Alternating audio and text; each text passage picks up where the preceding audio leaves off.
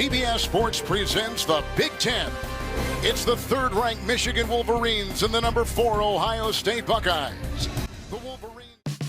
As Kevin Harlan said, this video is going to be about the late February matchup between Michigan and Ohio State, two top 5 teams in the country. And this game was one of the best regular season games I watched all year, so I wanted to give it a closer look.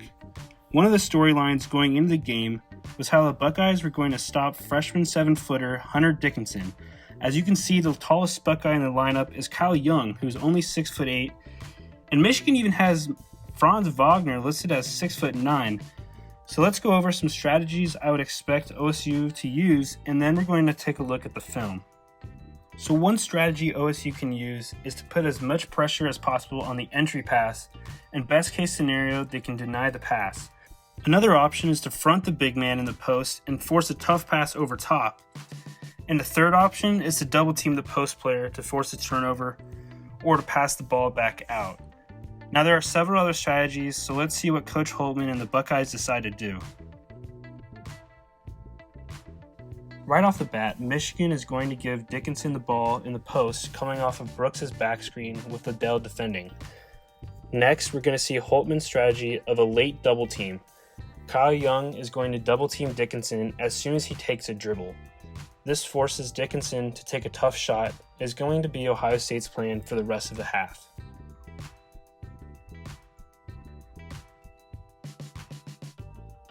Alright, so the next play, we get a glimpse of Dickinson's elite level passing. So once again, Kyle Young is in hell position and will double team as soon as Dickinson takes a dribble. And this time, Livers, Kyle Young's man, will cut, forcing the D to collapse, which leaves Brooks wide open for a late contested 3. And so not many centers can make that pass or have the court vision, which tells me they practice it a lot, and it's going to be a problem for the rest of the game. Coach Juwan Howard will run a similar play design with Davis, while Dickinson gets a rest. And here, Eugene Brown does a good job to pressure the entry pass, but eventually Davis gets the ball. And once again, Young double teams on the dribble, and his man smartly cuts to the hoop, leaving 3 wide open Wolverines on the perimeter, and Wagner passes to the best shooter to drill the 3.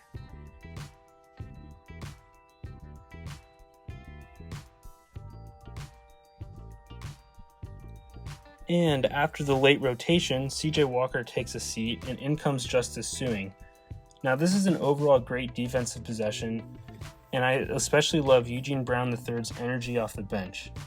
I can see him replacing Musa Jallow, who entered the transfer portal, as a defensive weapon, but Brown has more confidence shooting, which could give him more minutes next season.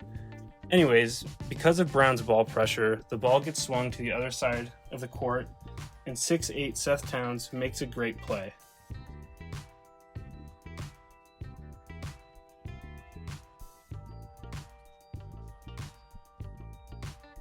So I hate calling out a player for a mistake, but this one jumped out at me while watching the film. Justice Suing makes a huge mental mistake and double teams Dickinson. There's absolutely no need to double because Dickinson is closer to the 3-point line than the basket, and Dickinson hasn't dribbled yet, and up to this point in the game plan was to double team Dickinson as soon as he took a dribble. Not to mention, Brown recovers and is in good position to guard Dickinson. So this forces poor one-legged Seth Towns to hobble over for the late contest. And Coach Holtman was not pleased.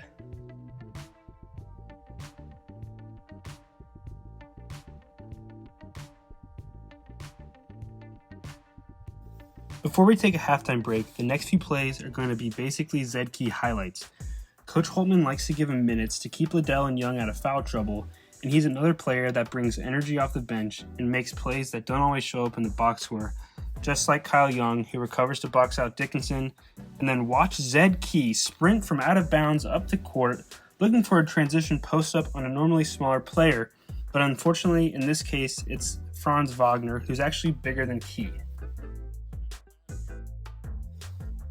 And on the next play, Key does a great job of getting physical and defending Dickinson one-on-one. Now I'm not sure if Young just forgot to double here. Either way, Key hustles again and dives for the loose ball. Something that I know Coach Holtman loves in a player, and I see Key getting more minutes in the future. Now that we've made it to halftime and Michigan has a 2-point lead, let's take a look at some of the first half stats. First of all, Michigan made 10 of 13 3-pointers for an insane 76% from behind the arc, mainly off of dimes from Dickinson passing out of a double team. And secondly, Dickinson and Davis combined for 4 points off of pick and rolls and 4 points posting up. So let's take a second and pretend to be coach and decide what changes, if any, you'll make in the second half. You can go with option 1 and keep doing what you're doing, or switch things up and go with option 2 and prevent 3-pointers. So take a second and guess which option Holtman went with. And if you chose option 1, you're correct. This makes the most sense statistically. It is very unlikely that Michigan shoots 76% from 3 in the second half when their season average is 38.1%. So the Buckeyes coaching staff doesn't panic and trust the stats. Early on in the second half, CJ Walker meets Mike Smith near half court and applies a bit of pressure. And just like the first half, Michigan looks to get Dickinson the ball on the post.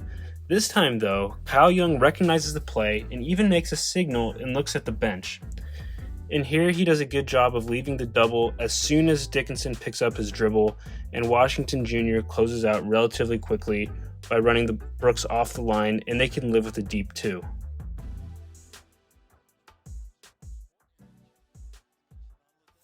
In this clip, we're going to look at pick and roll action from both teams. First, E.J. Liddell hits a deep 3 after the pick and pop, which is very tough for Dickinson to defend. And next, Michigan has the ball, and the guard is going to look for Dickinson rolling to the hoop. I really like this play for Michigan because there is so much movement, and Suing doesn't tag Dickinson on the roll, and Liddell is forced to commit a foul.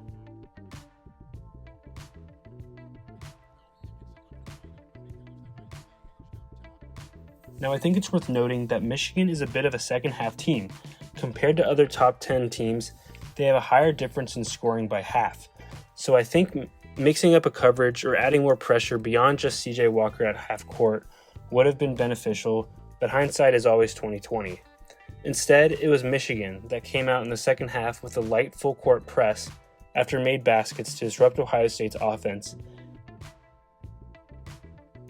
And then, after wearing out the zone press, Juwan Howard put Brown Jr., a larger guard, on Walker to apply even more pressure, and this decision paid off with a turnover and transition bucket.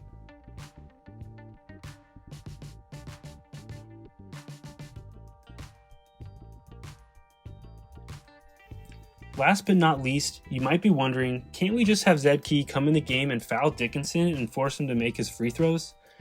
It's a good thought, but Dickinson is actually a knockdown free throw shooter, as he made all 6 in this game, which helped to seal the deal down the stretch. And while the Buckeyes didn't get the win, there was a lot to like and a lot to learn from it. And I'm sure the coaching staff was able to use this game as a blueprint for how to take down other centers in the Big Ten, like Luka Garza or Zach Edey. So thank you for watching, and comment below what other videos you want me to make.